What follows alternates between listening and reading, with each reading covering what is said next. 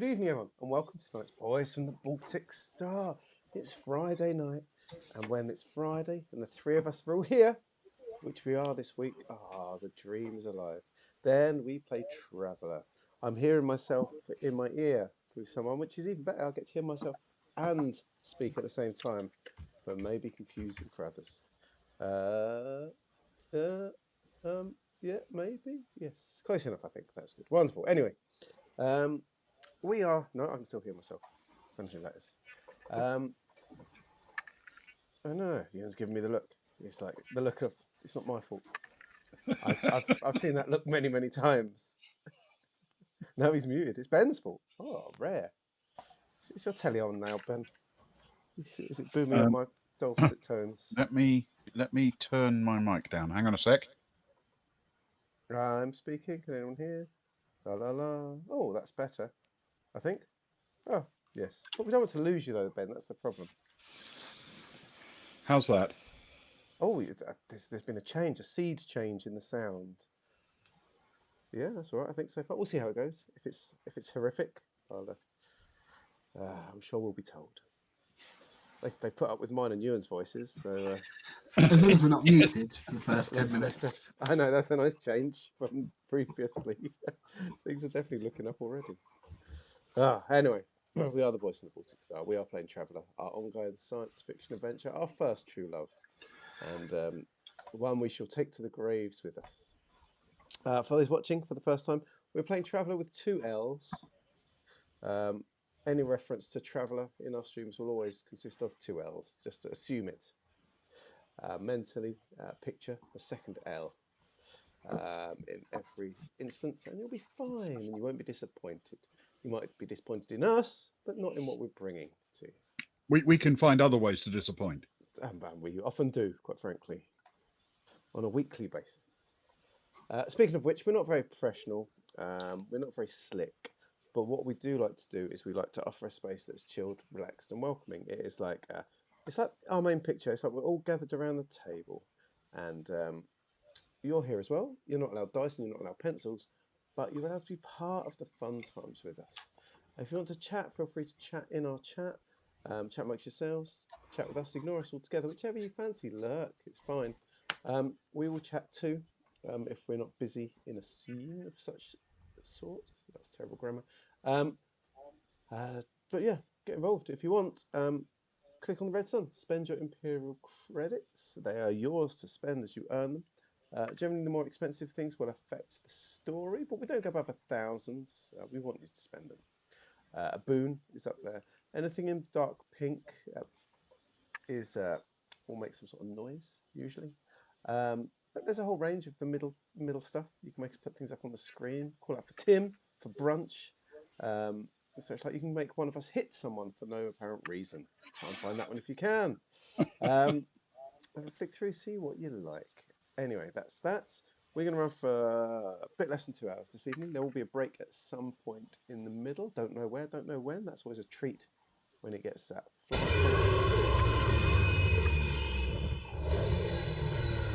It appears the lizards have indeed escaped.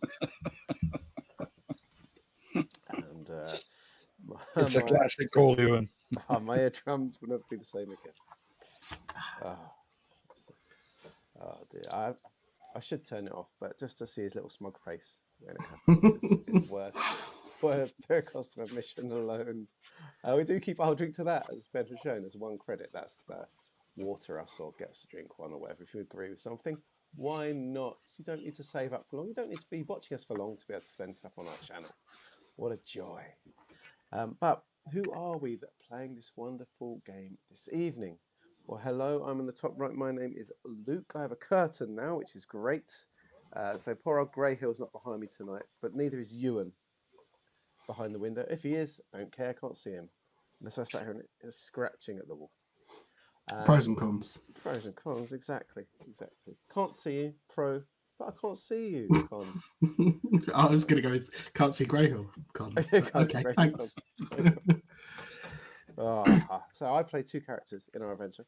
Look at the main picture. I play Cara. There she is on the left. She's quite artistic. It might not surprise you. She's an artist. She's a hacker. She's a carouser. She is the sort of the merchant, the trader on the ship as well. She does all those things. And I also play Soraya there. She is second from right. She used to be a scout, so she's a bit of a jack of all trades, a Han Solo type, but one who's a bit socially awkward, likes cheesy balls, and just generally likes relaxing, really. It's sad times when things go down, but she's ready for. Next to her, and below me, is someone very special. You see, it's my brother from another mother, the Floofmeister General, the housewife's favourite. He is a magnificent man with half a working phone. It's Ewan. Good evening, Ewan. How are you? Hello, Luke. I'm very good, thanks. I'm very good, except I'm not in chat too much tonight, which saddens me because trying to operate Twitch chat on a tiny, tiny little phone screen is not good. It's like It being will back in frustrate me. like being back in the early noughties again. As phones were getting smaller. I wish. Oh, Not even that. What is a happy memory from the early noughties for you, Ewan, aside from the tiny screens and the massive trousers? Happy memory from the early noughties. I mean, the massive trousers were quite happy. I did thoroughly enjoy that. It was probably the time when I actually maybe first listen. No, maybe not early, but sometime in the noughties. My first run-in with Nirvana, which is always happy times. I mean, arguably fun times to look back on. Fun times indeed, and a fine choice of that, if I may say so myself. Thanks. Speaking of fine choices, you've selected two fine characters for this story of ours. Why don't you let everyone know who they are? Of course, they are the two finest characters that I had available for this story. I play Agnar Arnson, who is the second from the left in the picture. If I can make it out without getting my glasses on. He is the Varga of the group, the floofiest of their characters. His lucky number is 51. I've written it on the middle of my character sheet, not in a spot. So it must be one true and two have happened quite late at night after a few glasses of wine. And I threw caution to the structure of the character sheet. That's shocking. I know. Who'd have thought making notes all over the place without any regard for their whereabouts? It's very on brand for me. He is the former military general in a group and often springs for brunch. It's been a while, but I'm sure the time will come again when they're on a planet that has a bit more of an economy. I also play the so far on the left that is actually on the right of the picture, Stefan Miller. You're ascribing to horseshoe theory. I'd have thought better of you. Well, I was fed up of saying the furthest on the right, and you saying both politically and on at the table as well. So I thought I'd try and mix it up a little bit. Didn't really work though. From Soraya's point of view, he's far left. Yeah, that's true. That's true. It's all about perspective. Horseshoe theory again. Yep. He is Space Rogue, the sneakiest, or the one with the most want to be sneaky, probably amongst the crew. He's not always successful. He does have a gaping hole somewhere about his person where he can store stuff to smuggle. We all do, really, if we want it that much. His is more by design and less by opportunity. Is that right? I'm not sure. Oh, it's ruined. That's the end of the stream. Thank you very much, everyone, for joining us. I was hoping you were going to segue with speaking of gaping holes. I would have liked to say so, but no, you've mentioned it. He's the most gaping of all the holes. I'm so sorry. He's the most gaping hole in any room. He lives his entire life in the Twin Peaks dream sequence, and he's often carried around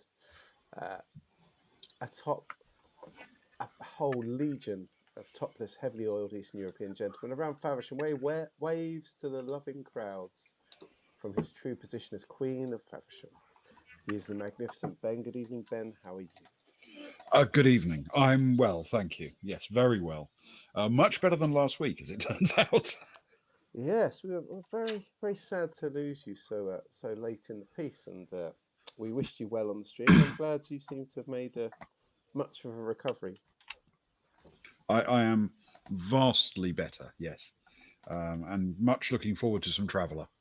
It's quite rare for someone to get a sickness that robs them of 4.5 inches of height. How are you dealing with your newfound shortness?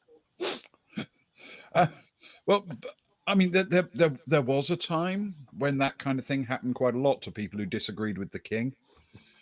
But these days it's unusual. Yes, I grant you. You're looking well for it, I must say. It turns out I don't use the stuff above the neck for very much. So, Well, chin up. I shouldn't. Still the smartest man in the room, though, it must be said. Exactly. Height makes no difference to his intelligence. Yes. So, are we ready for some Traveller? Let's On travel. that note, Let's travel. 2 L's. Yes, Okay, travel with more. 2 L's. Yes, quite right. It would be really Minimum. weird if it had only 1 L. Very strange looking word, that. So, on the world of Darkmoon, our heroes have split the party into 2 groups for safety. Stefan, Kara, Kron, and Zoe have found some carvings at the bottom of a deep crevasse in the ocean. This required manipulating the navigation computer on their ship, then diving far deeper than permitted by company rules, before returning past a very angry giant trifid squid to the ship, something they very nearly didn't manage at all. Still, all that went smoothly enough, as long as you ignore the damaged bathies, damaged ship, damaged harvest. So it was time to try some Dead Reckoning navigation to get them back to the dubious amounts of civilization available at Darkmoon City, the floating slave corporation overseen by Governor Helinsky. Setting off, the team found there was something tangled in the underwater hydrofoils of the ship, so they're not going anywhere yet, at least not quickly. Meanwhile, Agnar, Soraya, Johnny, and Syl have landed on the southern ice cap. They saw some movement and landed nearby, walking towards it into a shallow depression in the surface. They were unaware they were surrounded until too late and found themselves at the mercy of a group of camouflaged people. Disarmed and led under the surface of the ice into a cavern lined with plastic, they were confronted with the group's leader, a young woman who introduced herself as Tally Helinsky. Not as luxurious as my father's place in the city, but it'll do. And that is where we resume the story. So, back onto the ocean, I think, first. Oh, The pilots have literally just slammed the engine cutoff in order to stop any chance of damaging the vessel, because there's something tangled underneath. Have we got Kron? Not Kron. Oh, have we got Steve? Not Steve. Oh, my name's a... Hang on a sec. A terrible start. What was his name again? This is the problem when we use different names. If you'd let me call him Stefan, it'd be a lot easier. Neil, I think it was. Yeah, Neil. That's right. Neil, Steve. Yes, I'm not obviously going to buy into this bit, but I've got to write it down again. Hang on. Betty, Steve, Neil, and Zoe. Okay, I've got it. Yeah. I've had to write that. I've had to write that every 2 pages to remind myself. It's terrible. We have got Neil back up here, right? Neil, that's not Neil's legs or something, is it? Neil, you here? Neil? Yeah. Okay. Phew. Okay, that's good. How concerned do people look? Oh, I'm very concerned that Ewan's gone. Oh, he's back. Phew. He's normally a relatively unflappable person, but he's looking a bit nervous. After all, it's not that long ago that he was, underwater in this situation. Yes. Oh. Um, Steve, you didn't bring any tentacle up on your churning machine, did you at all? I hope. No, I don't think so. Hmm. I mean, I didn't really look, to be honest. Why don't you stick your head out and see? I could. That would make some sense. There's only one way to be sure, of course. Hmm. Cara will turn to Linto. I mean, there are other ways. There You have is. more than one sense. I Can you think smell? Can you smell any tentacles?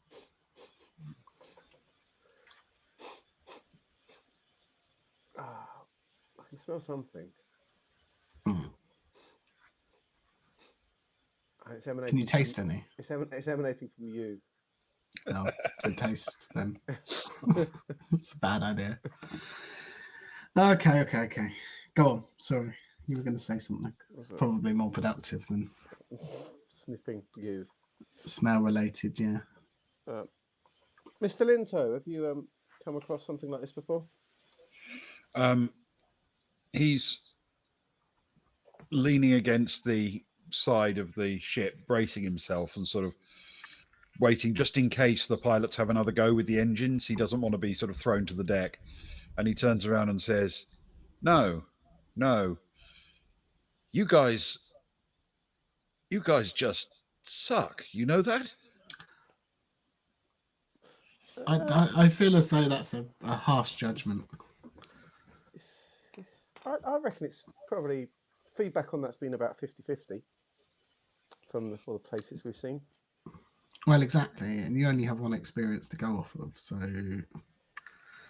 by the time we have like a fourth or a fifth outing, I think you'll have a better sample size for sure. With a different crew though, right? Different ship.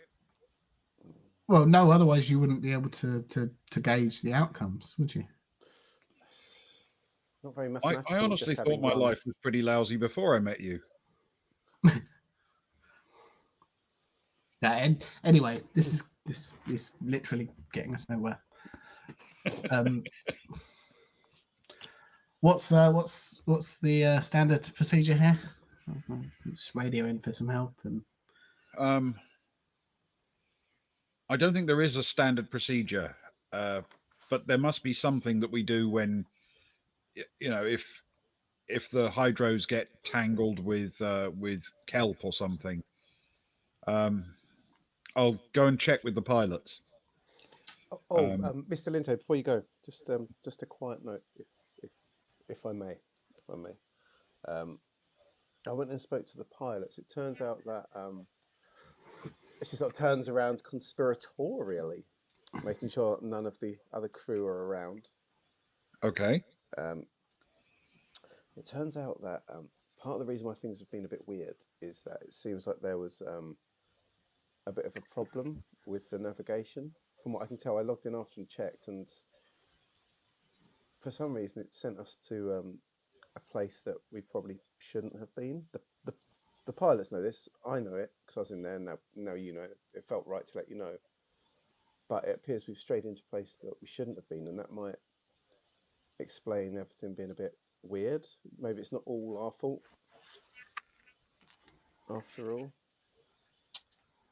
Can you roll a deception roll for me, please? Oh, yes, an early roll. With intellect. But it's true, we're not supposed to be here. We're not supposed to be here. We've wandered in. That's why things are weird. That's not the deception I'm making you roll for. Okay, understandable. This is whether or not he believes that it's pure coincidence that happened on your trip. And entirely not our fault. Yes. It's if he believes that when I said me and my friends, they're actually my friends. Yeah, that too. That seems highly unlikely. Oh, yeah, that's all right. I think that's 8 plus the 3 is 11. Ooh. Okay. He nods and he says, I think this trip may just be cursed. And he strides off towards the cockpit area.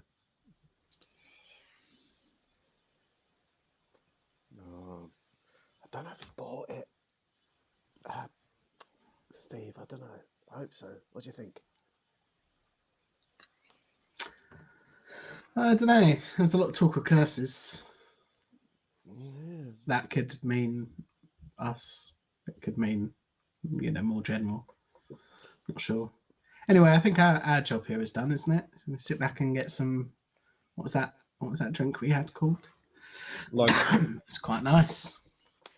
Yeah, it had a certain Just tang kick to back and wait for us to roll back into port. it. Or do you want to do something proactive? But I don't want to I go can back. see that look in your eye. I don't want to go back in there though.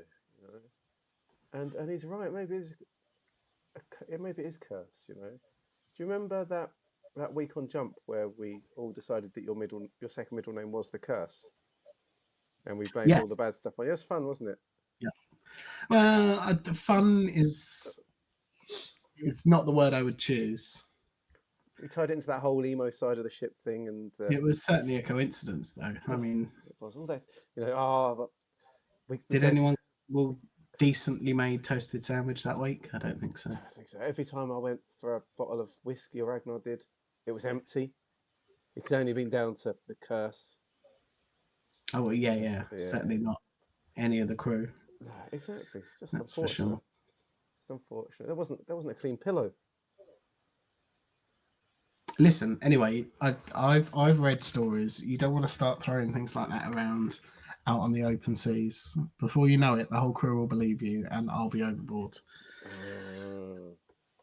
and you'll still be stuck. Yeah, But without that pleasant in smell to keep you company. in a better position. No. There I won't be that lingering scent of Stephen I that did you were read that describing earlier.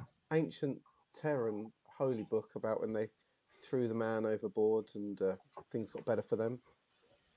It calmed things down a bit. Is the wait, which one are you saying? Is that the one with the albatross or the?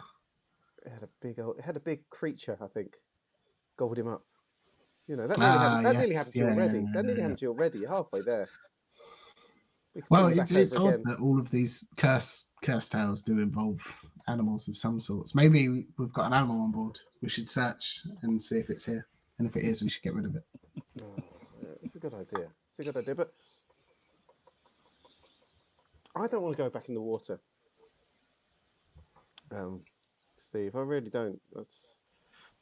I'm looking at all the scratches on my bathy on the way up. I think I couldn't see anything, but it feels like I barely escaped a horrible death. And I know you and Neil had some trying times. And it's cold, it's dark, it's full of vicious creatures.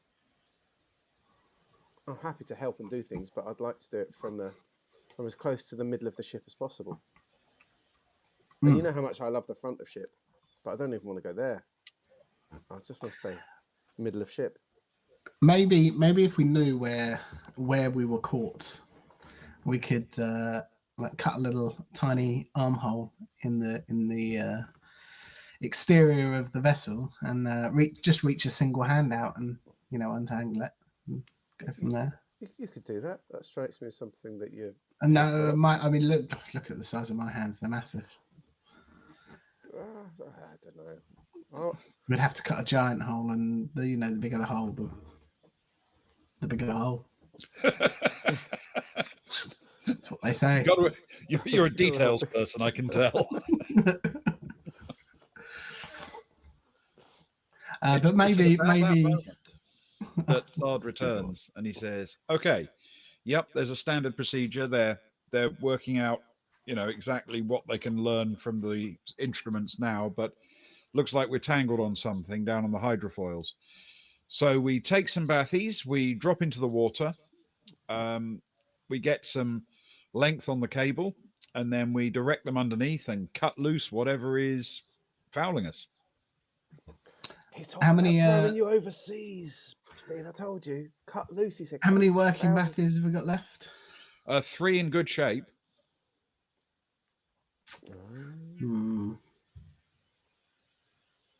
Interesting. You were So good you probably it, want Steve. your. You were heroic. I was going to say you probably want your 3 best bathy pilots in charge, don't you?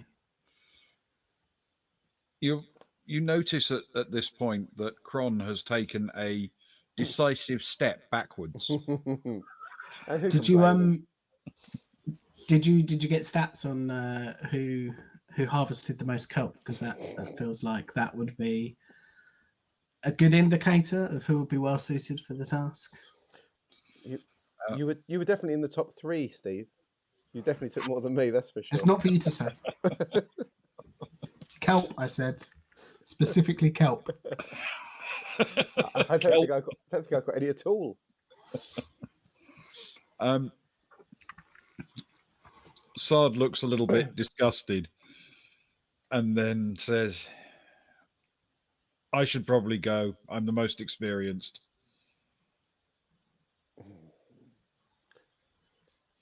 Maybe I'll be able to fix it on my own. I'd like to have someone to watch my back, though. Mr. Linto, you shouldn't go down alone. Look, we're just joking. We're just joking, really. Steve would love to go down, but he's still moist. Wouldn't you, Steve? Wouldn't you? That's what you're saying to me. You're saying let's wind Mr. Linto up a little bit because sometimes a bit of humour in times can bring joy. That's precisely what I was just saying to you. We're staying on the surface, right? Ish. Well, we'll have to go under the water, but not very deep. Cables. We're not disconnecting. Not disconnecting. No, we'll have to run the cables slack because they drop from quite a distance out from the hull. Mm-hmm. So we'll have to run them slack enough that we can get underneath and have some maneuvering space.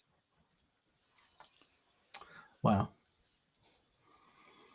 If we're not going deep down, I feel bad. Maybe I should join after all. Maybe it was partly my sense of exploration and confusion that got us into some of this mess. No, of course not. Don't say that. I do feel slightly to blame. I didn't sage the ship before we left, like I normally would. Which would have removed all of the curses Exactly. that you brought on board with you. Mostly because you hate the smell of sage. Oh, well, yes. Yeah, that as well. Oh, yeah. Oh. Well, okay then. If you've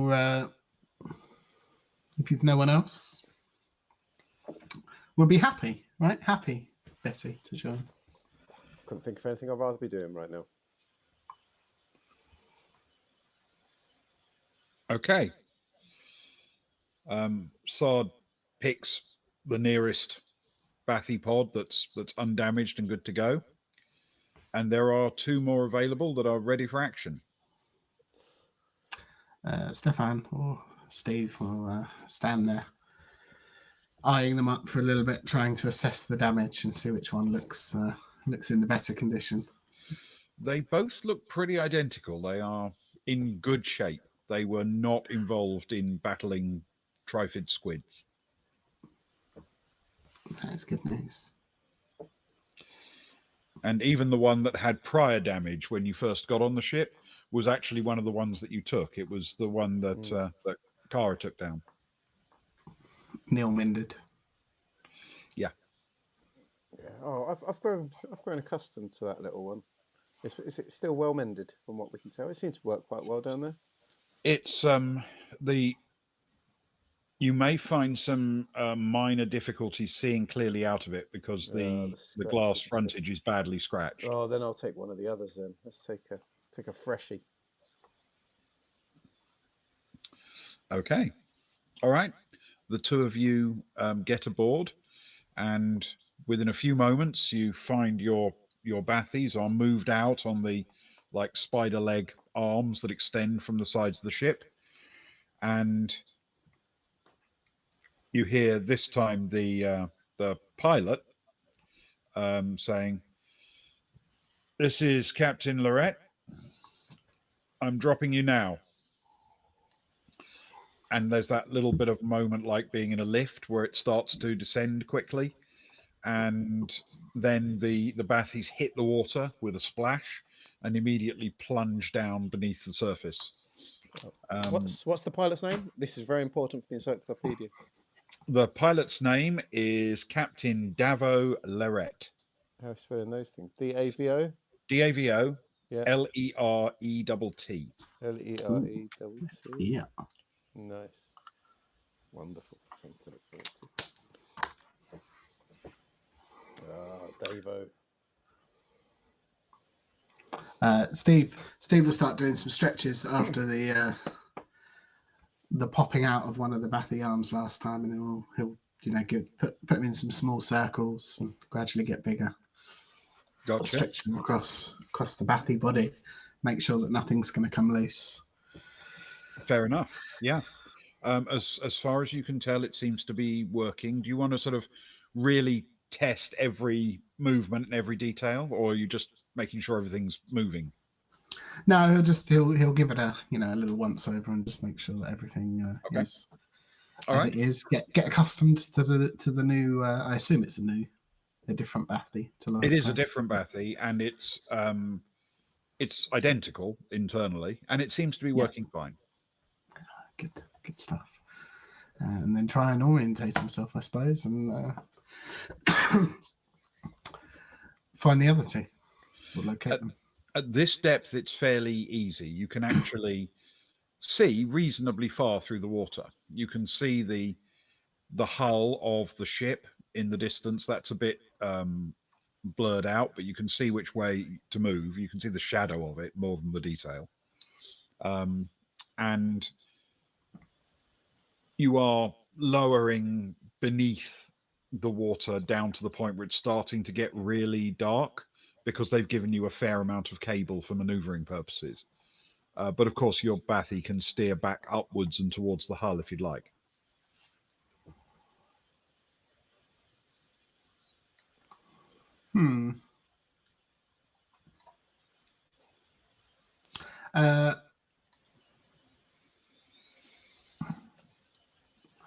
Stefan, actually, that's I think that's a reasonable call. Stefan will surface briefly, just get a little scope, make sure there's nothing around that above the water that is of any note before venturing deeper. Okay. You move upwards a little way and breach the surface. The highest you can get will put the sea level, which is very choppy and very very wind blown. So it's there's constantly water being driven against your windscreen, effectively your viewport. But you can see through the pretty terrible stormy weather out there the shape of the hull and its lights and its markings, which isn't very far away. You can also see the arm above you and the other arms scattered out coming around from the sides of the ship. Can you roll a survival check for me, please, with intellect? Ooh. Ooh. That'd be a good one. Oh, that is a good one. That's a 12 on the dice. Unfortunately, my intellect is a 0 and my survival is -3. So I'll take the 9, please, Ben. Okay. 9. 9 is not too bad. For a few seconds, you just make out the outline of the hull as if it's just hull. But as you stare for a few seconds and you catch moments where the water isn't making it hard to see in just that fraction of the glass, because enough water splashes against it that you can see clearly through it, rather than it throwing a pattern of droplets which breaks up the image. You can make out that rising above the surface and sort of moving against the side of the hull, there appears to be a long, thick tentacle. And it's almost caressing the side of the hull. But where it does, you can see it leaves behind it some deep gouges and scratches on the hull. We've got a tentacle. There's a tentacle on the hull above the waterline. Is that right? Yes, you can at the moment only see above the water. Above sea level. It seems to be doing some damage, I would say. Captain Lorette, there's nothing here. It's okay. I'm good to come out. Everything's clear. You're checking clear? No. Sadly not. I wish. Sorry, I just need to catch your breath there. It appears. You say tentacles. You say, Steve. Well, only one of them, but yes. Oh, that means there's 2 unaccounted for. Maths teacher. You've got to admire it. I know. It's late. I'm reaching the peak of my powers now. It counts really good up to 3. God, I've been paying attention. I'm so proud of myself right now. Oh. How big is it, Steve? How big is it looking? It's about this big. Holds out the bathy arms. Well, About yay big. useful, thank you. Just wondering whether we needed to sort of prod it with a fork and remove it, or whether we needed the big guns. Do we have guns on these things? Is that a thing, Betty? No. No, you have I some didn't figure that very out last time. aggressive tools for cutting things, but nothing like a projectile weapon. Yeah, we just got some vicious tools for cutting. Apparently, I think. What if we ran them in reverse and got everyone on the ship to just throw rocks into the kelp gatherer? It's probably not the idea, not the time nor the place for new ventures, I suppose. But stick a pin in that one. Well, I don't get the boffins. I don't think a pin will be enough. It'd be a big pin. Big pin, yeah. We get the boffins back at. It's called a lance. Back at port to check it out. Oh, I missed the boffins back at port. They were nice, weren't they? Yeah, they were. We'll run it past them. Some defensive capabilities. They'll know what to do. It won't help us now, though. I don't know. Do you want to go and lure it away? Swim off into the depths? Not really. No? That seems like a terrible idea. I'll be honest. We could dangle you from the rope like a bit of bait. Drag you behind. A few kilometers back. I'd like at least 3 or 4 more cables if that was the case, but I don't think that's possible. What are our options? What tools do we have to hand, Mr. Linto? You hear back from Sard, and he says, "Yeah, I'm moving in slowly. One of your arms, you've got a pretty decent hydraulically compressed gripping arm, which can also slice if you press hard. It'll cut through most things. The other one has a rotating device, a little bit like a chainsaw, which is designed to cut through kelp stems, and also can be used to catch the fronds and run them up the attached cable to the ship. Yeah, of course. I don't know if we need to run this up the cable, but certainly a cutting device like that would be quite handy. Wow. Steve, you've seen the tentacle. Are we getting through that with the claw in one go, or is it far too girthy for that? Based on my extensive tentacle chopping, clawing experience, Ben, would I say this is similar to when it successfully happened, or would it be more of a challenge? I think you would assess that the tentacle is made of material soft enough to cut through, It's sinew and muscle and fibrous material, but it's not armored or anything. But you would have a challenge because of its thickness, actually getting it into the jaw of the pressure cutter. Your scissors, if you like, aren't big enough. Yeah, looks like it would be a bit of a tight fit to actually get a proper hold on the thing with one of these. I'm sorry, so it's all run it with chainsaws. Yeah, I suppose the worrying thing is that it's currently sort of tearing the hole. Anyway, we don't want to make things worse. Certainly don't want to exacerbate the situation with chainsaws. Just don't get the ship is all I mean.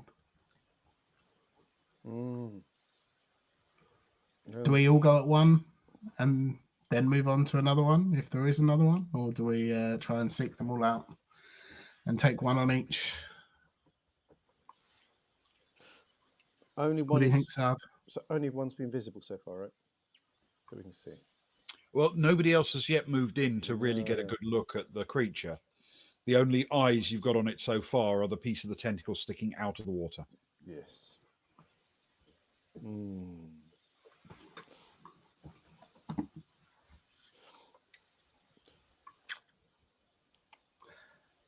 Very quickly, Ben, when you said caressing the hull, is that very much in a way that is the movement of a sentient creature, not the waves and the wind blowing it around? It's definitely moving under its own power. Yes, you can tell that it is flexing and moving and turning, and each time it does, it leaves these deep gouges in the hull.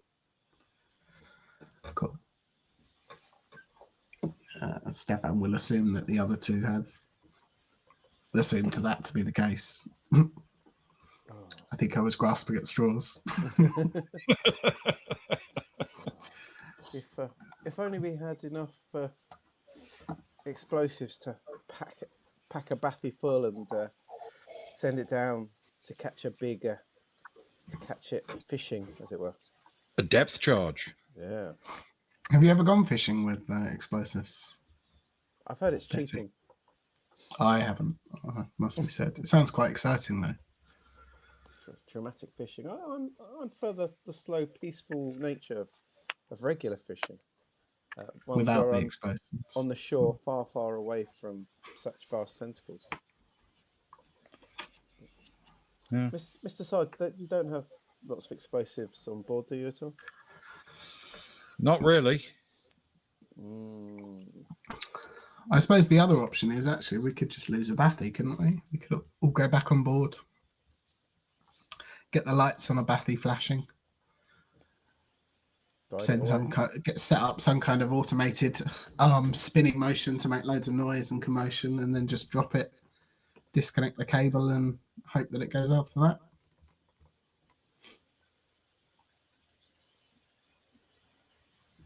What's more valuable, Mr. Linto, a bathy or the state of the ship?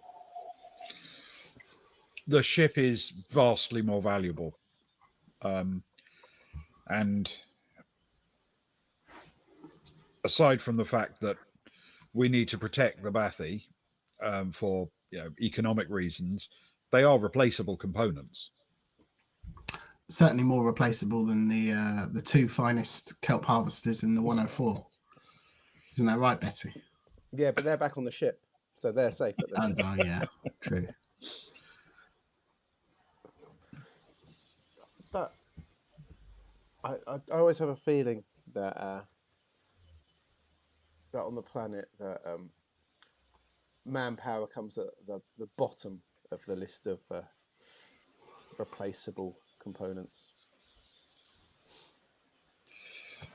Well, I feel very strongly as somebody who is going to need this ship in order to get back to, the city, that we need to protect it first. Then, every time we were down there, Steve, once the lights went on in the bathy, those squids always stop what they were doing and chase, right? So if we could set one up and wire it up to flail around a bit, have the lights gleaming out, lowered it down, and when we thought we got a catch, if the squid lets go, we could cut the wire, as it were, at that point. Yeah, that's true. I suppose we don't have to cut the wire until we find out that it's taken the bait. Because the worst case scenario would be we just dropped one and it's still held onto the ship. Hey monkeys, thank you for joining us. Hope you're well. Honestly, Hey, so a brief. Anyone that was watching before, Infinite Monkey Tales are here. We love them. They had a very strange bit of pulp Cthulhu going on beforehand. Someone was wearing a creepy baby suit, very upsetting. I didn't like it at all. Very, in fact, it was Pirate that was doing it. I don't know what happened, but it was very disorientating. a pirate baby, you say? Pirate baby. Hey Pirate, hey Poops. Spares Spares has turned up as well. Thank you all. Thank you for joining us. Please follow the Monkey Tales. They are wonderful. They're always on before us. So go there for the main event and back to ours for the after hours soiree. Good night, Angie. You sleep well. Thank you for popping along. Shopping for a sheepskin rug. I like it. Ooh. Any luck? Is it one that you can lay on the ground and just sort of roll around on, like you're in like Austin Powers in some kind of photo shoot? That's how I'm going to picture it from now on. Okay. Where we at, Ben? Oh, we were discussing about going fishing for squid with bathies. Wonderful. Got a thought? Do you like it, Steve? Well, I think there's more that could possibly not work and it could go wrong, but it certainly seems like the safer option. It feels that one that you're least likely to lose a person and lose the ship, right? Yeah. And it means that we don't let you loose near the ship with a chainsaw, which is always a bonus, I think. I mean, not just you, any of us, really. Well, my artistic ways might take over. That's a problem. I think if we just attacked the tentacle, right, it might tighten it on the ship. It might scrape against the ship as it was defending itself. You never know, right? The others might come up. Yeah. So, yeah. Let's. Does that sound okay, Mr. Linto? Are you willing to fish for squid with a bathy? Yep. Let's go hunting. We'll pick the worst one. Oh yeah, as long as the lights work and the arms wobble around a little bit, that's all we need. Yeah, that's the plan. Okay, so you're all going to move in, weapons at the ready? No. No. Yeah, the other plan. The other, I think, The other plan is the one that we were aiming for. Okay. All right. So tell me what you're going to do. So we're all going back on board. Is that correct? We'll go back on board. Okay. Work out which bathy would cost the most to fix. But one that still has working lights inside. Bang the lights on inside. Rig the arms to flail around a bit. Drop it overboard. Lower it down a bit. See if the squid takes the bait. All right. If it does, cut it loose. And Okay. run. Yeah, let the captain know to bang down hard on the old accelerator pedal. Back on board as you're being pulled in, Stefan, you notice the tip of that flailing tentacle come nerve-wrackingly close to your dangling bathy as it's hauled into the ship. But it's fine. You make it inside. Immediately, Sard hops out of his bathy and walks around taking a look and He immediately vetoes the Bathy that Kron was using. It's too badly damaged. It doesn't have power. It won't produce reliable light or anything else. But he suggests that Kara's one with the scratches all over it would be ideal. He grimaces when he looks at the damage and says, replacing these high pressure components is ridiculously expensive. Let's sacrifice this one to the cause, yeah? That makes sense. I wouldn't have even thought about it. I like it. Okay. So who is going to configure this for the purposes of its work? You want to let Kron do that, or would you like to do it yourselves? Well, I would suggest that Kron is perhaps the best person mechanically to do so, but also it could benefit from some artistic interpretation. Okay. I could. Well, I did bring some of my graffiti paint with me. I could work on the outside while Kron works on the inside. Okay. Yeah, I like it. Okay. That sounds good. So, can you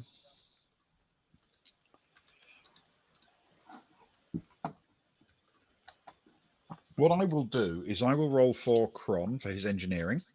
Yes. Okay, that's not too bad.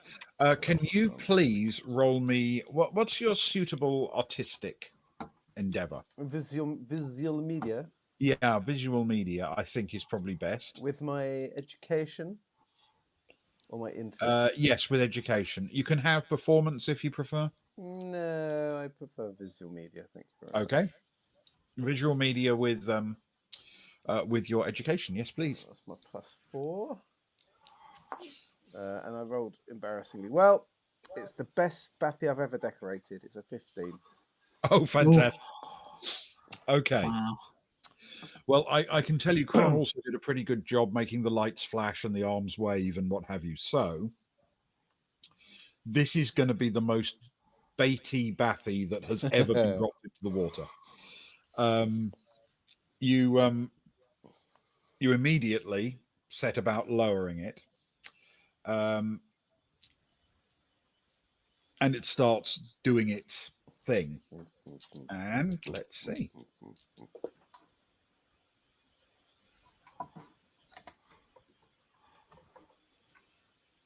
Okay.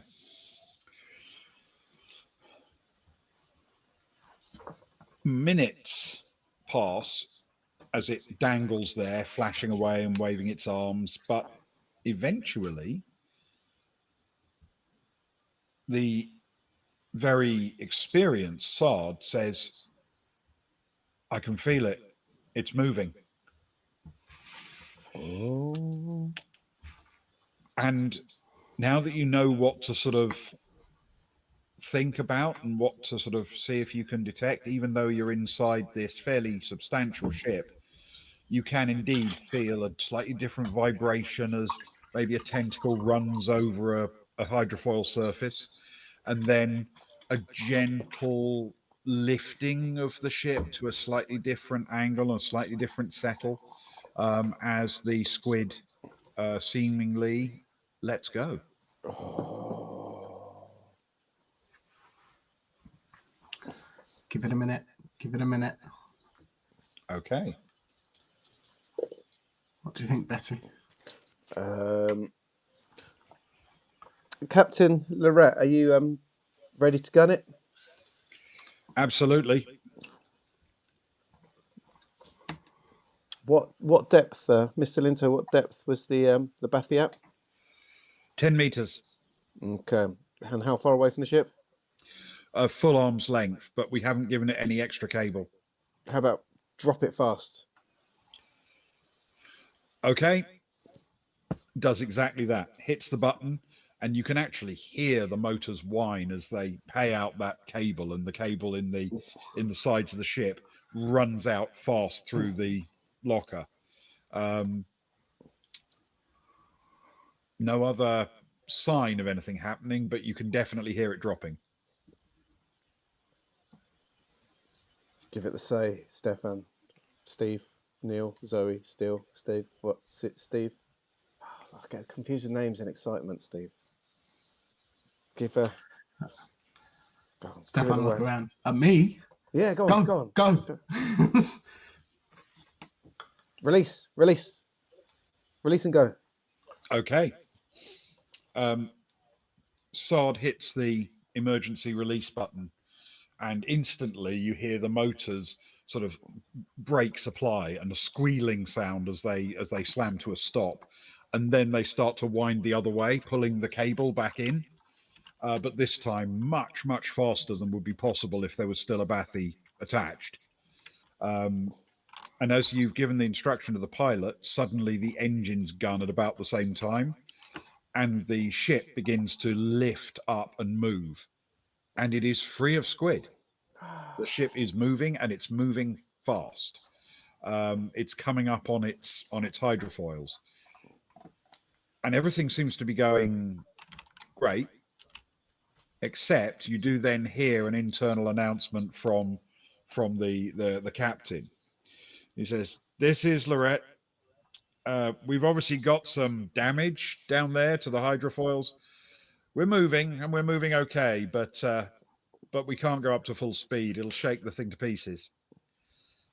Strap in for a slower journey home."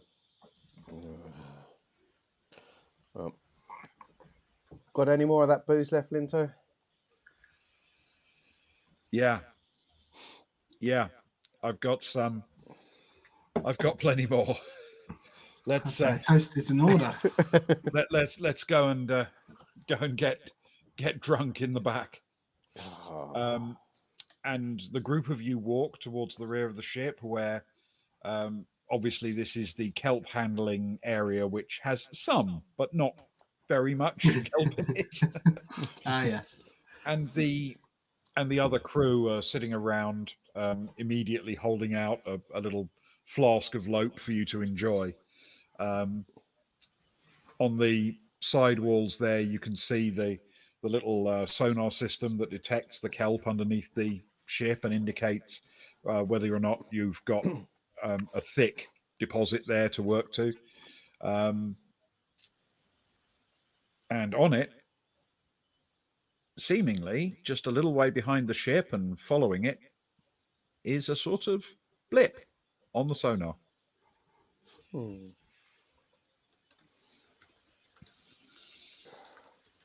that's where we'll take our break. I like it. Before we do, Ben, can I get something straight in my head for myself and anyone potentially watching?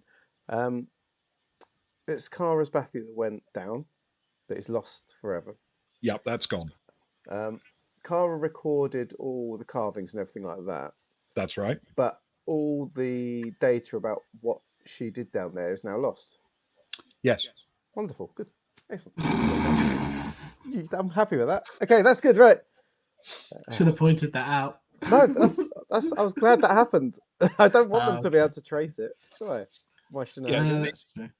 Yeah. The logs are the logs are gone from that battle. Hey. Until it's recovered. I'm in the clear. Yeah. The only thing you've got now is a slightly slower ship, because the hydrofoils are a bit damaged and dented and scratched, and a blip on the sonar that seems to be roughly keeping track with you. Other than that, you're fine. Exeunt pursued by a squid. Exactly. On that bombshell, I suppose we'd better do our breaks. Indeed. So please, everyone, hang around. We'll be back in 5 minutes or so. Do what you need to do, but chill out. I don't know if we're going to stay with these or go to our other party. It's going to be very, very exciting either way. So, I think we'll go and talk about the other one next. Oh, how about that? I think we should join them, especially after the exit stage left, pursued by squid. A Winter's Tale feels very appropriate. It does feel like a good cutaway, doesn't it? Almost by design. Right. Speaking of cutaways, see you next time. See you in a few.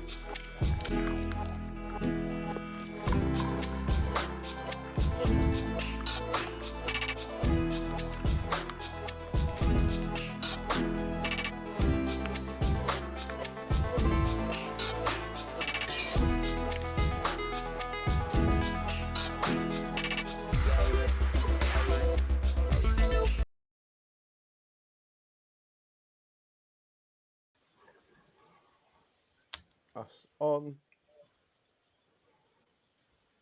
The main man himself on.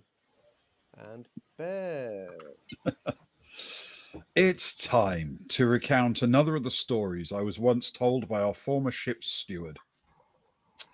I can't verify the accuracy of these stories. After all, he once told me he invented ball bearings. Once, he told me, of a tale from that strange low-tech world. He'd been encouraged to visit a remote island, one with an unsavory reputation. I don't know if you've picked up on this, but he rarely visited anywhere with a savory reputation.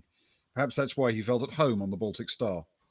Anyway, he, as he told me, had a mission of some sort that led him to this threatening place, but his recollection of the details was very limited. You see, it turns out that he decided to explore a small cave and was bitten by a venomous snake.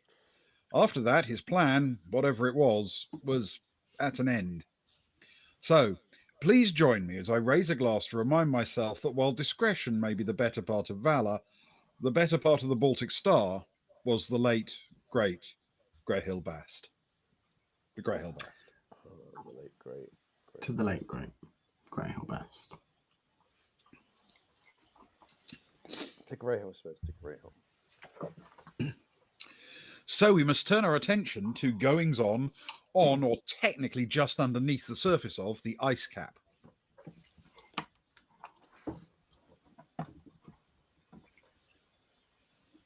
That is true. We must. Indeed. Okay, so you have surrendered your weapons, all of them, and you have been led into this underground cavern through a disguised hatchway on the surface. And the muffin is strong with this one. Yes, Sparrow.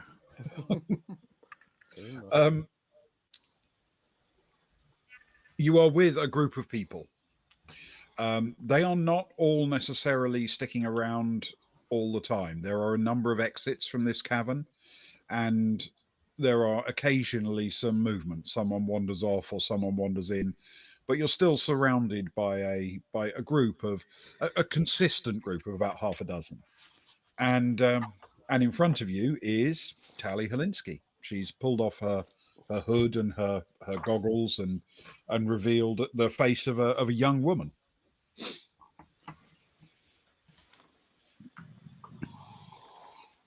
Wait, Agnar, is this the daughter of your friend, Our acquaintance. your pal, Ormel Holinsky? the governor, The governor. the big cheese, and I don't want to say it's too loud, and she sort of forces a massive stage whisper. The dictator in charge of slavery.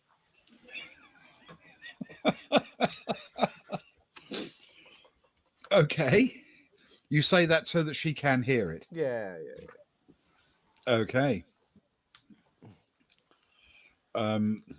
She smiles and nods and says, "That's the one."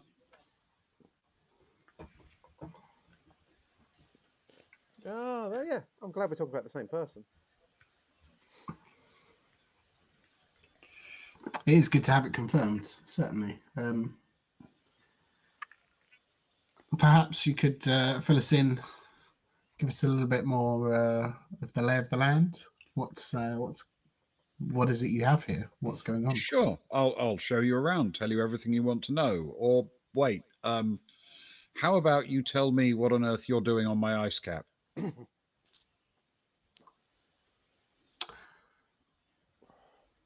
told you we could just go claiming places with our flag. No. I didn't even bring the flag. Oh, I'm going to be honest, I forgot. coming. Although I would say that your ice cap feels very, with all due respect, very of your father.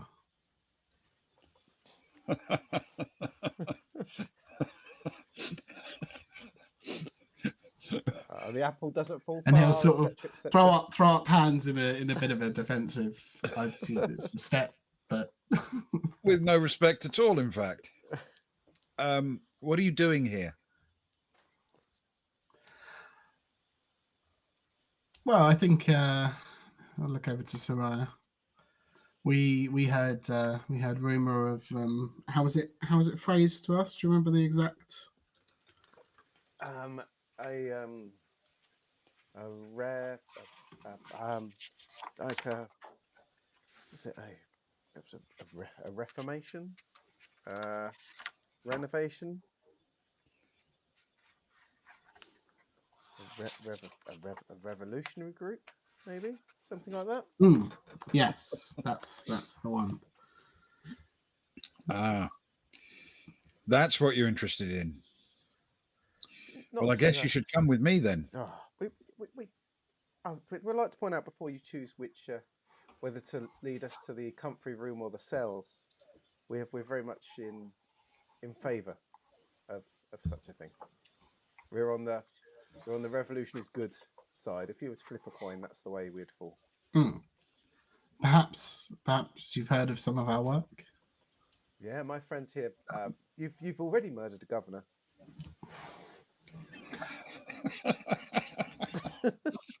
I mean, it's true. Yes, and Agnar stands there with his jaw slightly open, wanting to argue, but which is an impressive look, frankly, on a Varga. So. Yeah. In fact, that was your former boss, wasn't it, Sil?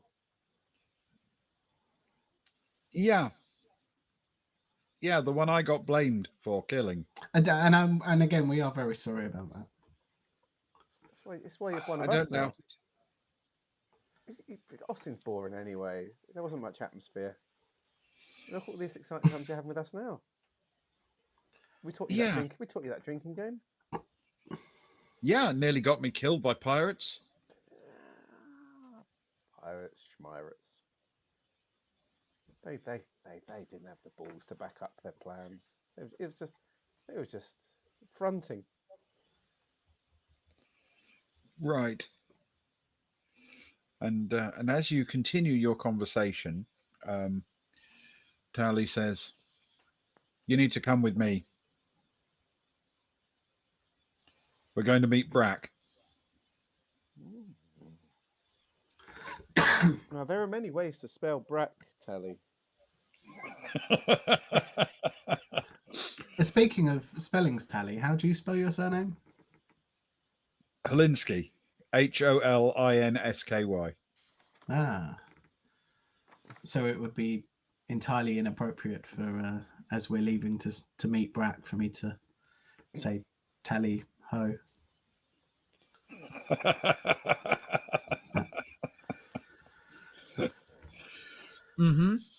Through gritted teeth, of course. Of course. Ignore him, Tally. How are we spelling Brack? Brak. Thank you. Yeah, it does. Yeah, please do. Unless that's slang for our impending death. She just gives a little cock of her head to the people who are still carrying your weapons and walks out saying, "Follow me."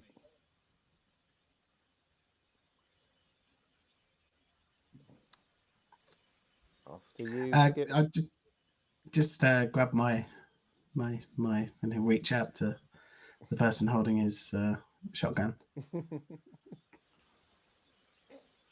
You want to try and take it, or you just Not want to... not in a snatch, just holding out a hand. This is why we end up in trouble. He's not gonna make a move for it, but he'll hold. Like, can I? The Is that what the person nod was for? the person in question has your shotgun slung over their shoulder, but they are holding a carbine in their hands, and as you reach your hand out, they just raise the carbine and point it at you.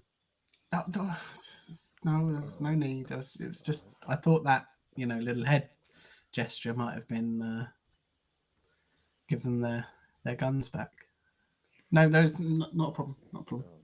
Turn around and Go on, Agnar. Age before beauty. start walking away. Give a little look over his shoulder, back at his beloved shotgun. The passageways you walk through are well lit. They have lights periodically, and you can tell that the floor and the walls and the sort of arched ceiling, so they're sort of shaped with a vaulted ceiling, are sprayed with what seems to be a liquid plastic, which then solidifies in a sort of foam, but is then shaved down to provide a flat, smooth surface. This both provides insulation from the ice, but also insulation for the ice to stop the warmer air inside from melting it and revealing its shape on the surface. And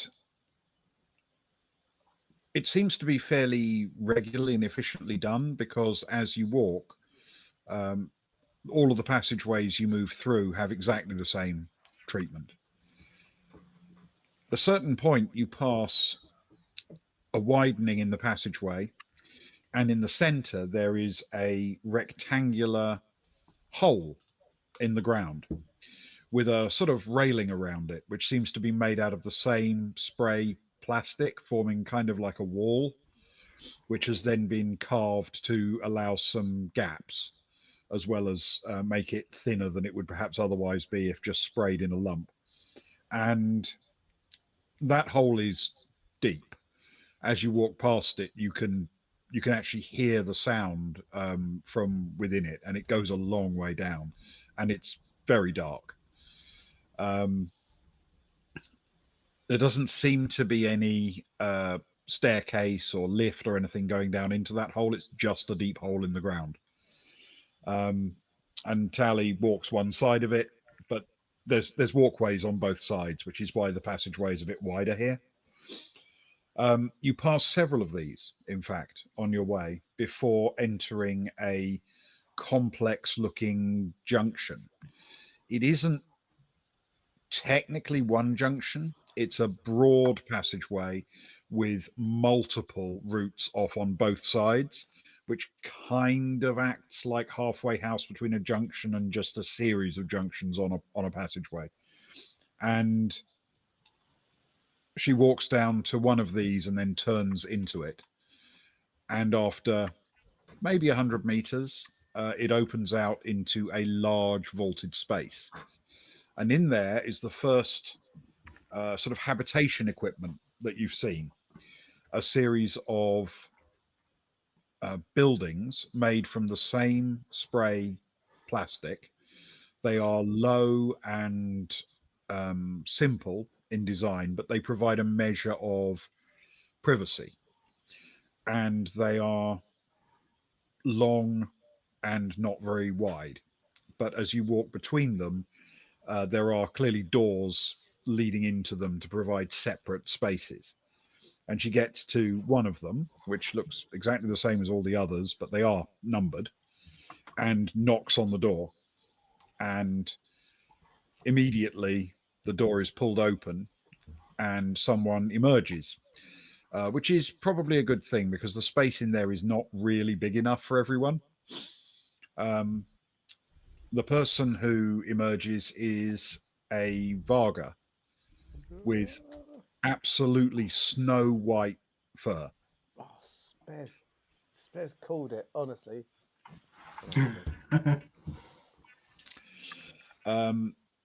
He stands up to his full height, which is fairly impressive. Like most Varga, he's tall but not hugely muscular.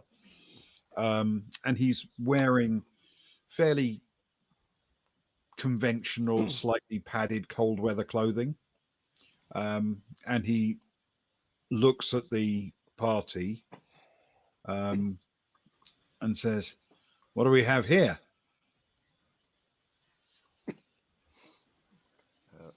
Knowing her lack of talking ability, Sarah nudges Agnar with her pointy elbow up into his ribs. Oh,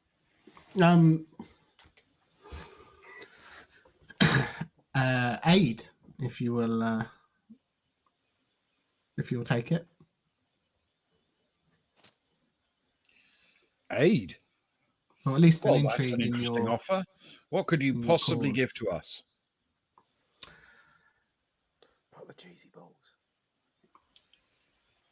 I don't think they're interested in brunch or cheesy balls. Although, if you've got some, now might be a good time to offer them around. Well, perhaps depending on your principles, we could help you with your plight. We could offer some manpower, some assistance, some knowledge, some perhaps even an in to the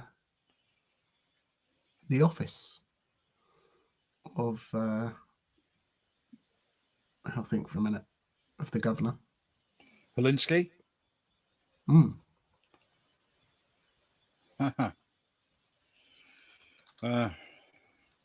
I think if we needed to talk to the governor, his daughter might be able to get access, don't you? Wasn't necessarily suggesting a conversation, but sure, Ooh. I suppose.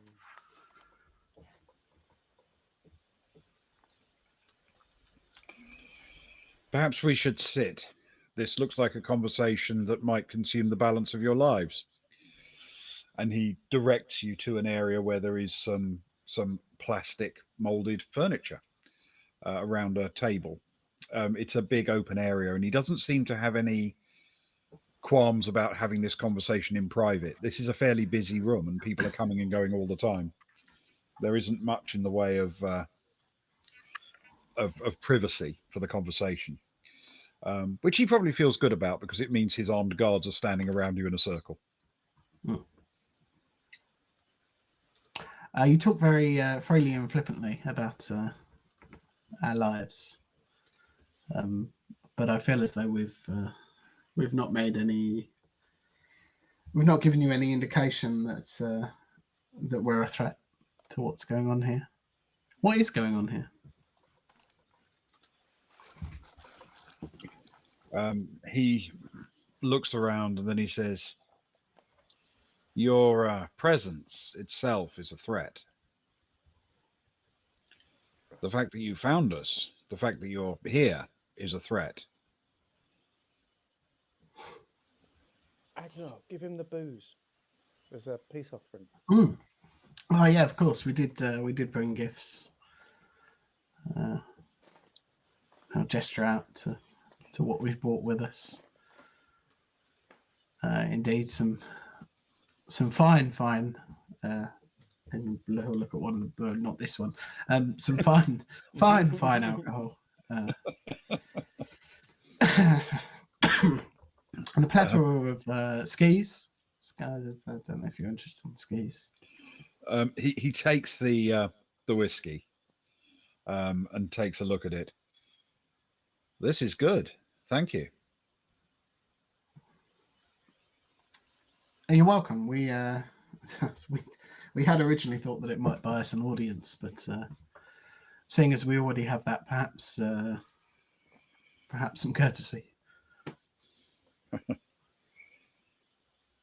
What do you know about this place, this planet, the history of it, I mean? Very, very little, if I'm honest. We're passing through. we stopped off. We experienced the city proper, if you will. And I don't know what's the best way to describe it. So it gave us a feeling, wouldn't you say? We've we've been to many places over our months. Our months. Yeah, it feels like years sometimes, doesn't it, Agnar? But it has been only months. Mm. Our months together, and this one has given me the willies more than any other. A sinister man sat at the top table, a population from the planet and outside the planet, who it feels like one misdemeanor, one mistake, doomed to a life of slavery away from daylight on a cursed planet full of kelp with a total lack of understanding of a true brunch. Not seen a mimosa in days. No cheesy balls outside of the Baltic Star herself. And but that's just the current time, the battle between the kelp harvesters to be top dog, just to bring in what's needed as for food and drink and export. But that's just the now. We're part of an expedition, and we're at the forefront of the expedition. We're scouting out places, really, and we just came here. It was sort of put a pin in the map for our next stop. We know nothing of the past, and I'm sure Agnar, I, and our friends would love to hear more if you're willing.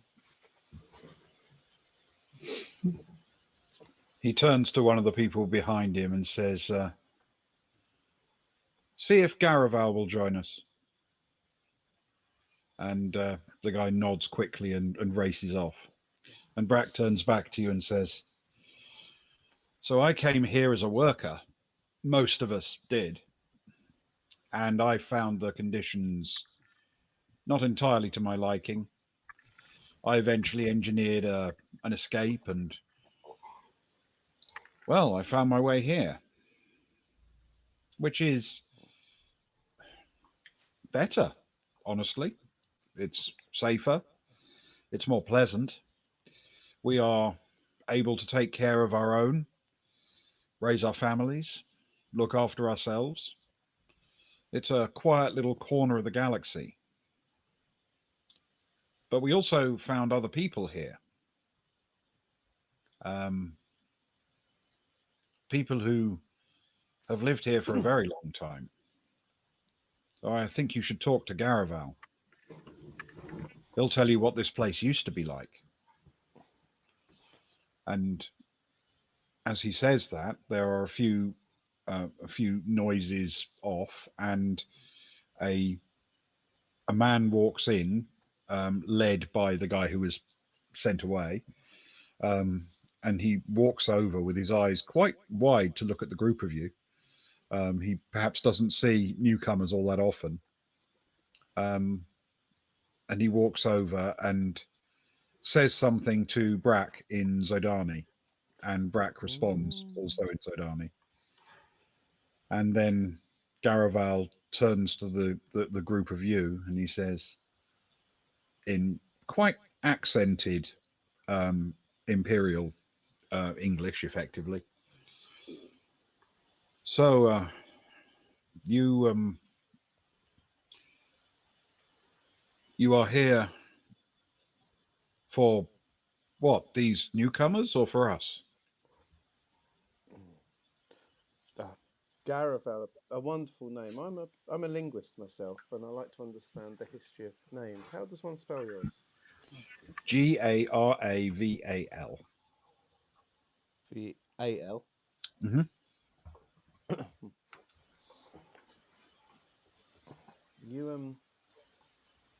You speak in a tongue that one of our crew also speaks.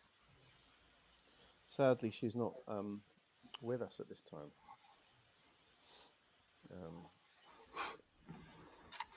she's away with more of our crew. Um, it's first and foremost, it's an honour to be welcomed here. We can tell that people are rightly suspicious of us, which we totally get. We're outsiders from off planet that have just wandered here. But Agnar, myself, and our friends can attest that we come under good intentions. Isn't that right, Agnar? It most certainly is. It most certainly is. We mean no harm. Ben, the person that's just been led in, who's spoken Zidani, do they look Zidani in origin? They do, vaguely, yeah. Okay.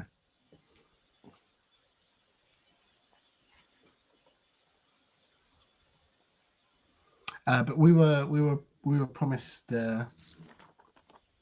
stories of the past, of the history of this place. Garaval chuckles a little bit at that and looks around and says, "But you're Imperials. You must know what happened here."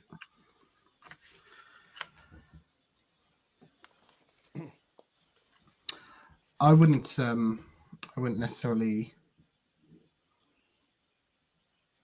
say that we are Imperials. We may dwell, we may survive in the Imperium, but perhaps to you we are. But I think to ourselves, and he'll look at Soraya and the rest of the party, we tend to be a bit more of an outlier, a crew. Can you both roll a persuade for me, please, with your choice of intellect or social? Oh, it won't be social. Is that persuade? Yes, please. Okay. Oh no. No, that's good. That's Okay, good. Almost embarrassingly so. Not quite though. That's a 10 plus 3 with social. Please, Ben. Okay. That's a 6, but I do get a +2, so that is 8. All right. He seems to essentially turn more towards Agnar to recount his story. He says, "So, thousands of years ago, this planet looked quite different. There was nothing but snow and ice. Just rock and ice. No water, no oceans. And a Zodani colony was established here. It mined fresh water from the bottom of the ice column. And then when it had drained the bottom of its shafts, it mined the rock underneath. And then the war came. The Zodani and the Imperium fought a war. The Imperium didn't like the Zodani. They invaded. The Zodani fought back. And the Imperium deployed all sorts of horror weapons. Some of them here. They sent missiles into the surface, and those missiles began to melt the ice, to start chain reactions with the water.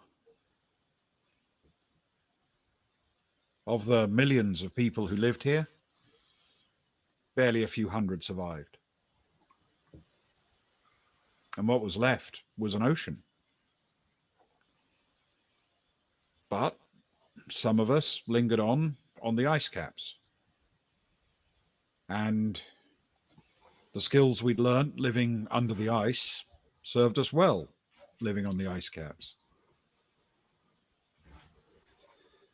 The water here isn't especially saline. It's relatively easy to extract, and we can still dig down to the bottom of the ice cap and pull up the oldest, freshest water. We can grow algae and plants. We even keep animals. And it has been like that for thousands of years until the Imperium came once again and seeded the planet with seaweed and creatures, trying to fish and harvest and turn what had once been our home into theirs. And we looked at them and their vast spaceships and their vast numbers, and we hid. And then, one by one, some of them fled to the ice cap. People talking of the terrible environment that they had escaped. And we told them about our story. And then they stopped complaining.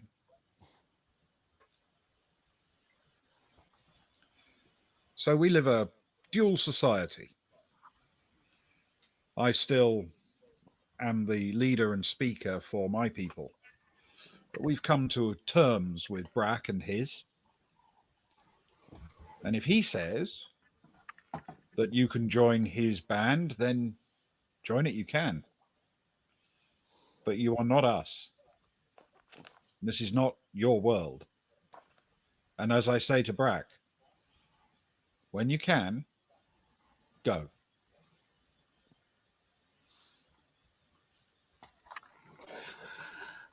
Agnar will take a solemn moment to think about the story and his past before weighing in. But he'll I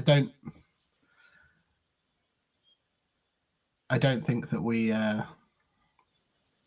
intend to join you necessarily, but perhaps help where we can. And what help can you provide?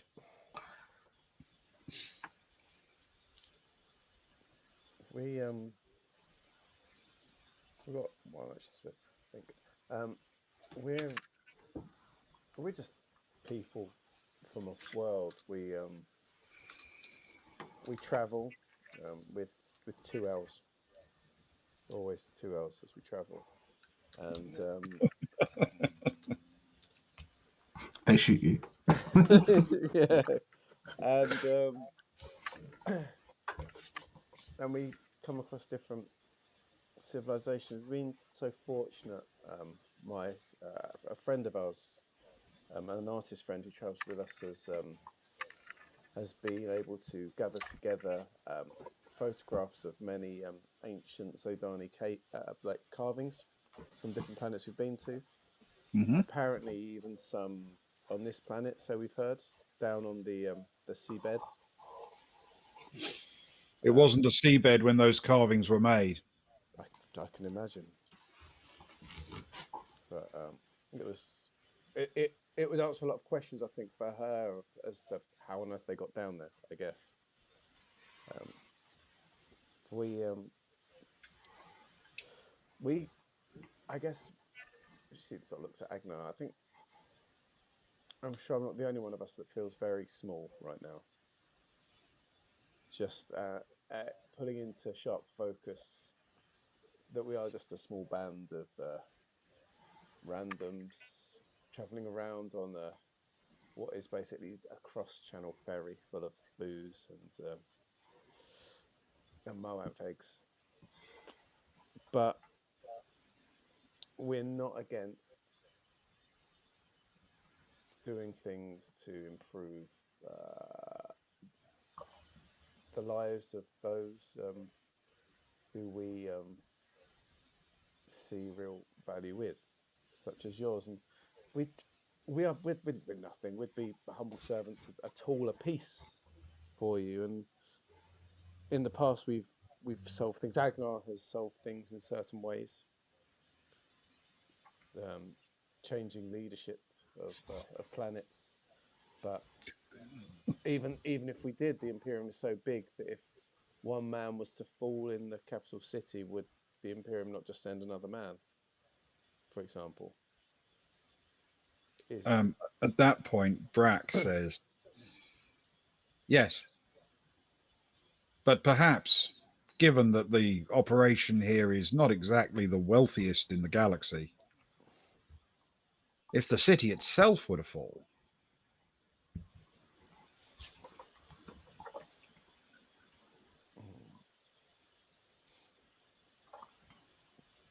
Do you have weapons, Brock? You have what you do. Do you have many? Do you have many weapons? Or these your few? We're at a weak point. We have none at all right now. we have some small arms, nothing extensive.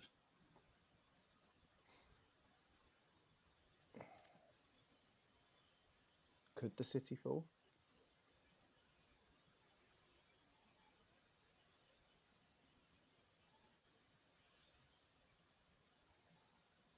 What we'd like to do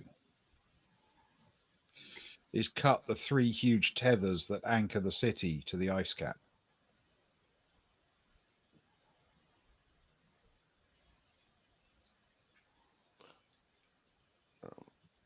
So I would like to look over to Garavel to sort of read his expression to see if that's something that he's in with, or if it's very much like a Brack thing, if that makes sense. I'll tell you what, roll a deception for me, please, with intellect. What's a jack of all trades on deception? So it's intellect +1, so it's flat for me. Oh, it's a 9 though. That's all right. Okay. Garaval tries to hide it, but he looks quite excited at the thought.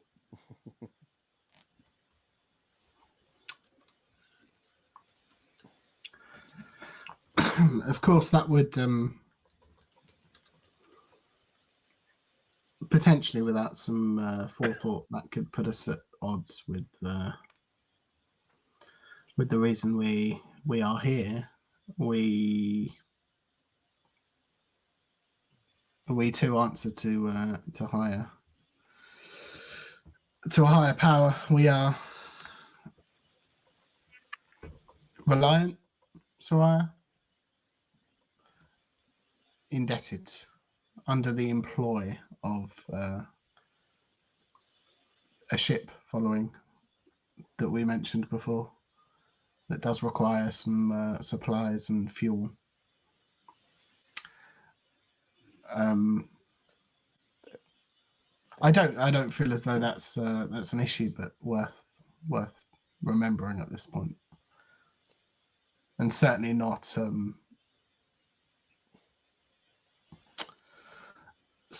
odds with your cause. Hopefully, Agnar, she sort of tries to whisper it, not a stage whisper this time. A bit more it's a real whisper. a real whisper. An actual whisper. An actual whisper. Do you remember when we logged the route? There were other options. We could always say to Deep Night that we came this way as a possibility, but the instability made it a terrible choice. You know, it's not as good as finding them a good route, but you know, finding blockages and wrong directions is almost as good as finding the perfect route, right? Agnar will sort of turn himself slightly to face Soraya and whisper back, yes, I do remember. There are other choices. I just wanted to attempt to reinforce the perhaps exaggerate some goodwill on our part. I like it. Makes sense. I think you and I know that our closest crewmates. She says that without trying to upset, without Sil not hearing. Even more of a whisper, a double whisper. Double whisper. We're going. Her lips are almost touching his ear hair at this point. That tickles. Some of these are very grey, you know. What? I don't know. That's the side. Like, our our closest friends, our closest crew would back us in this. You know that. You know this. We Hmm. know Cara. She'll go down in a blaze of glory, singing the Marseillaise and clutching a red and black flag. And Stefan, he is the most far left person to ever stand on the far right in a picture. Well, it's so far left, he's all the way on the right. He's a, So I hear. so I knew you would ascribe to the horseshoe theory. I've always assumed that about you. But look, just think about it, right? I've worked it out, and I don't know if it helps, but if we help them today, by my calculations, it'd be the 51st group of people we've helped. 51, yeah, 51, the 51st. That number feels special in some way. I can't put my finger on it. No, me neither. But I'm inclined to agree. And he'll turn back towards the wider group and address the others. I suppose that certainly answers the first question I had. We were told that there was a rebellion going on here, but of course, people in power will often say many a thing to frame things to their advantage, and that's not always the case, and that every side has two stories. But my friend here and I are pleased to see that that does appear to be the case.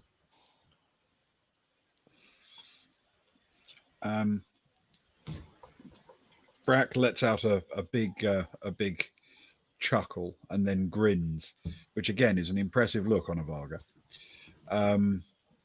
And he says, "Then, welcome. For as long as you're here, you are us." And that's what we'll call it for tonight. Oh, that's probably a good place, Ben. Oh.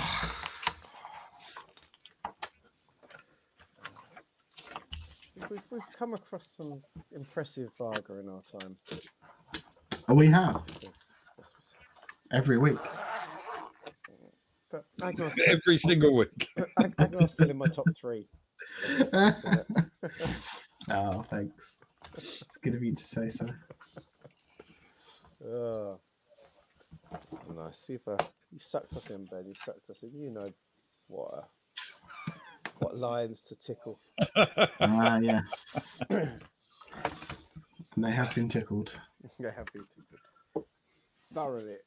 Oh, well. Thank you, both of you. And thank you, dear friends. Q, Spares, the monkeys that are still around, and anyone else that's hung out with us this evening. It's been emotional. I know that for sure. And it's not the only thing we're up to this weekend, is it, Ewan? No, it's not. Cool. Right. Well, I'm sorry. Did you want me to elaborate? Sure. Why Tomorrow night we will be back at the same-ish time, the same-ish place, joined by the wonderful Sparrow to play through a sci-fi adventure, very Wolves light. I want to say satirical, but that's probably a grandiose term. We're going to play through something that is sci-fi related, rules light, one page. Probably light-hearted, yeah. I'm not quite sure how it's going to go. We'll see. Things could go terribly wrong very quickly, or it might all be okay. Who knows? More should be revealed tomorrow. Excellent. Even I don't know what's happening. This is quite exciting. You're keeping your cards very close to your chest. I am. For good reason. Well, thank you, everybody. Thank you, guys. Had fun tonight. Yeah, thank you. Thank you, everybody who came along in chat or who watches this later on VOD. Thank you very much. We always appreciate it. And Until tomorrow, good night. No, everyone sleep well. Good night, everyone. Orders.